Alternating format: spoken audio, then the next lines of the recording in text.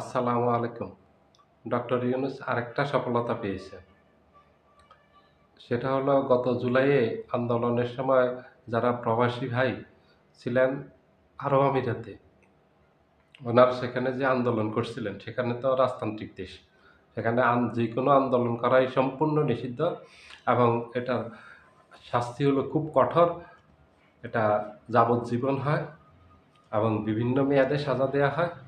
যে প্রবাসী ভাইরা তখন জুলাই আন্দোলনের সমর্থনে সেখানে আন্দোলন করছেন, তাদের সবাইকে শাস্তি দিয়েছে আরব আমিরাত সরকার।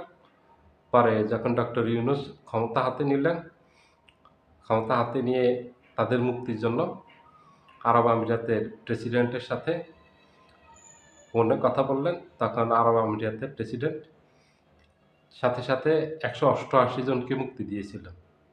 বাকি ২৪ জনকে মুক্তি দেয়নি। সেই ২৪ জনকে আজকে মুক্তি দিয়েছে।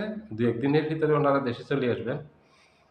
আসিফ নজরুল শ্রম প্রবাসী কল্যাণ মন্ত্রণালয়ের উপদেষ্টা উনি। উনি আইন উপদেষ্টার সাথে এই মন্ত্রণালয়ের উপদেষ্টা। উনি আজকে জানিয়েছেন যে প্রফেসর ইউনূসের প্রচেষ্টায় এই কূটনৈতিক সফলতা পাওয়া গেছে। বাকি ২৪ জনকেও আরব আমিরাত সরকার ছেড়ে দিতে সম্মত হয়েছে। ওদেরকে ছেড়ে দিবে, ওরা ২-১ দিনের ভিতরে দেশে এসে পৌঁছাবে।